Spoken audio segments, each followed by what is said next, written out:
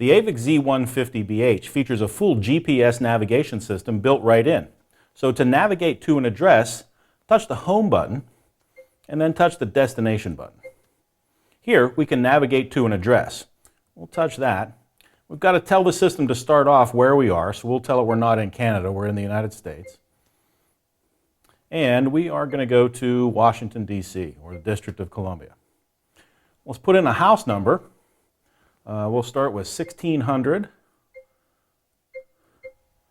And once we've done that, we'll say, okay, now we're going to put in the street name. And you'll see as I type in the street name, the system will limit my choices because there's only a few choices available when I start to type P, E, and then there's only 16 choices available here. We want 1600 Pennsylvania Avenue Northwest. Now it's going to show us an image of that location. That's the White House in Washington, D.C., and we want to go there.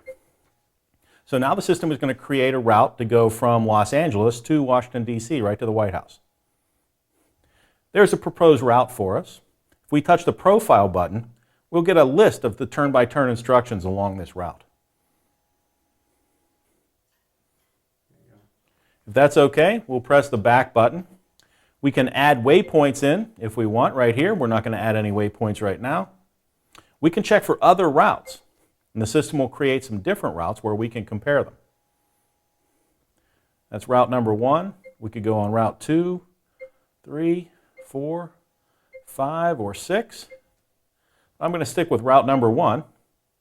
We'll go back, and we'll say OK. So now the system will create a route to go to the White House in Washington, D.C.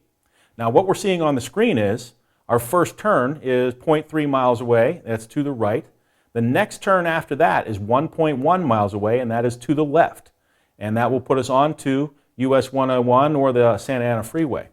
The destination is about 2,600 miles away, and when we start the drive, we'll get an ETA on our time of arrival.